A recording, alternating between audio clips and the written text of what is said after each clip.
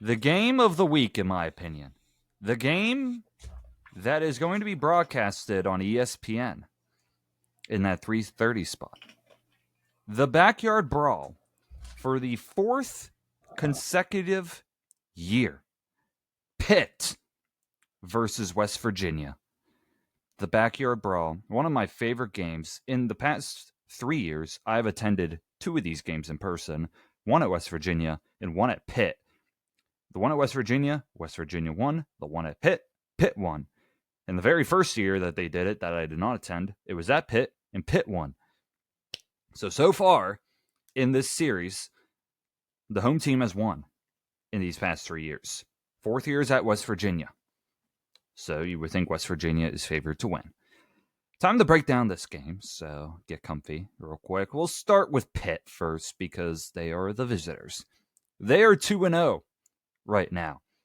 They killed Duquesne in week 1. We did not predict this game, but we did shout it out.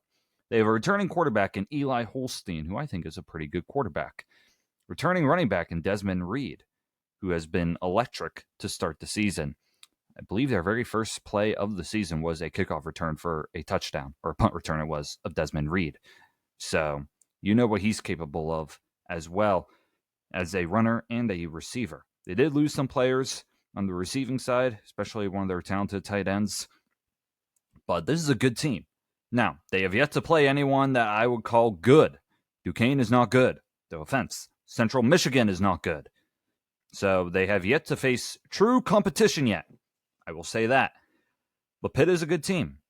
Last year, they were competing in the ACC until they choked massively. Literally massively.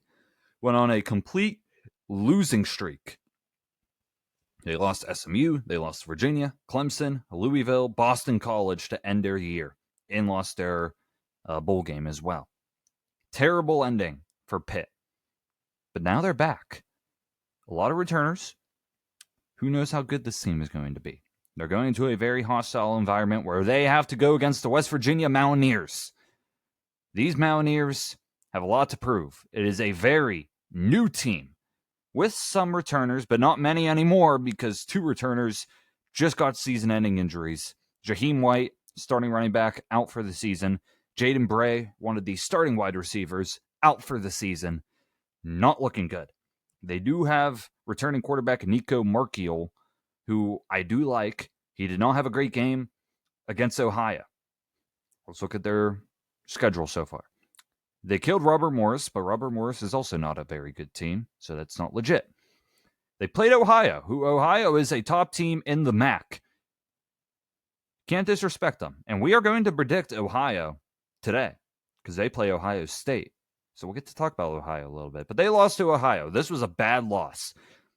This was a game that could have been won if the West Virginia offense was good. The offense was not good. Simplest way to put it. You could blame the injuries. You could blame the coaching, the O-line. I blame the O-line mainly and the coaching. Nico has to play better. It was not a good game for offense. The defense gave the offense a chance. They had 3 interceptions. The offense blew it. Straight up. And, like Carlin was alluding to, West Virginia lost game day because of this. Kirk Herbstreit said that they were planning on going to Morgantown until they lost to Ohio.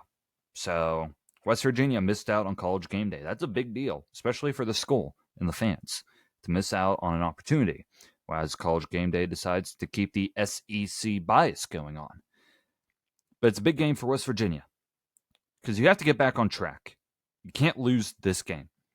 The past 3 years, whoever's won this game had the momentum throughout the whole season.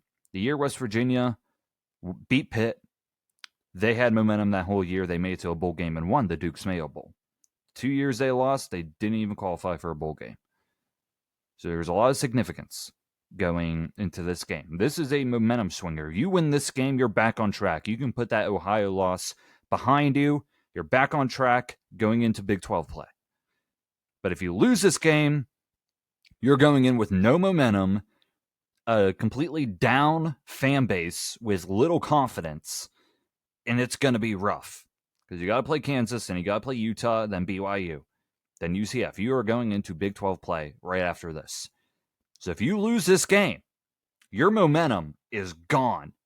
and there's going to have to be some changes quickly if they want to salvage this season.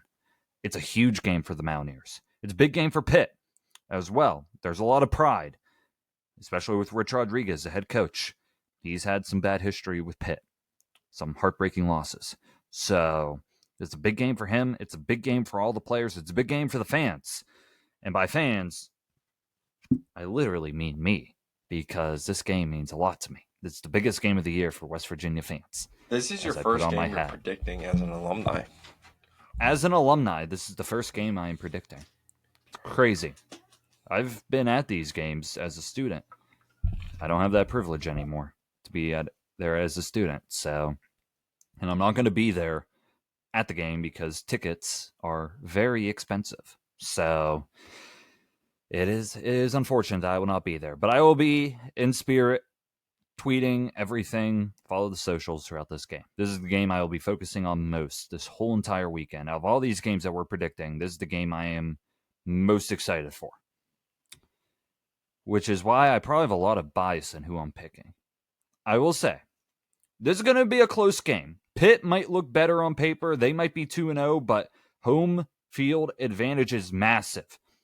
The crowd that you get at West Virginia for the Backyard Brawl is unlike any other crowd that West Virginia gets. Best way to put it. The crowd is incredible in Morgantown for this game. It is absolutely incredible. It is loud. When they sing Sweet Caroline, it is the loudest thing down there. It's an amazing environment. It is going to be very tough for Pitt to play down there. This is actually insane. I'm looking at this too. And I think this makes my week super easy. Pitt is a 6.5 point favorite. I think you know what that means, typically, in the world of superdogs. So, I'm going to go first in my prediction. And I think you know what I'm going to do. I am taking West Virginia now as my superdog for this week. I was wondering on what I was going to do with the superdog. There was a lot of options this week, but this makes it so easy. I'm taking West Virginia as my superdog. They are being disrespected right now. 6.5 point underdogs is insane. That is diabolical. This is going to be easy. I will say this with the superdog. Last week, the odds did lower, but we established the rule that it just matters when we predicted it. So if the odds lower after this episode, doesn't count in terms of changing the superdog. The superdog will stand. But I'm taking West Virginia to win this game as my superdog. I am confident. I believe in the fans. Let's say that. I believe in the fans. I believe that they will make a hostile environment. This could be a tough environment for Eli Holstein. I believe in the defense. The defense has looked good so far. I believe that they can step up when it matters most. The offense can get enough. Losing Jaheim White is going to hurt. So hopefully somebody in that backfield steps up, and hopefully Nico Marchiol can make some big plays when he has to. They have to play a perfect game. Last week was not perfect against Ohio. But I have faith. I know West Virginia has faith. I know all my alumni out there have faith. And the people I know down there that will be at the game have faith. I believe in you, Mountaineers. Don't disappoint me. You are my superdog this week. Let's go, Mountaineers, baby. Let's go. Carlin, who are you taking? You got to mark your pick, too. I do. All right. As we know, I'm not a big Pitt fan. I don't like Pitt. Never have. WVU has been very special to me over the past couple of years. I've visited John multiple times down in West Virginia. I have fond memories of going to that place. I've been to a basketball game on my birthday. That was really fun. That was an awesome game. That was when what's his name was there at coach. Can't think of his name. The guy got fired. Yeah. Oh, there's Bob Huggins. Bob Huggins. It was against Kansas State, an electric game. I will never forget that game. And I have very fond moments. I got a nice hat from West Virginia that I wear. Not often, but sometimes. Even when I go around Pitt people, I'll wear the hat just to annoy them because you got to, right? You got to. Pitt, I told them, I said earlier in this year, I said, you know what, Pitt, I think is going to be my sneaky team to do decent this year. You know, if they keep the pieces that they kept last year and they keep the train rolling, they should do good. Same with West Virginia. They got Rich Rod back. things were looking electric down there. Then Ohio lost, and then Ohio beat them. And obviously they're not getting a college game out of it, which kind of sucks because that would have been awesome. So, like, I'm kind of torn, John. I'm kind of torn. So, after thinking about it,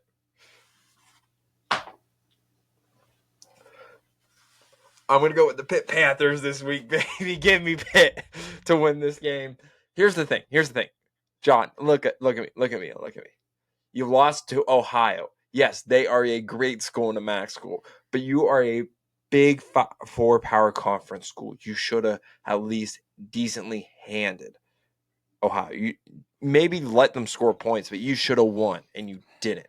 Yes, the statistics say that West Virginia should win because it is at their home stadium and it is a home game. But I don't know, Jim. I don't know. Give me the Panthers. Take that hat off. Oh, I'm keeping it on this whole episode now. You two people, you understand what's happening.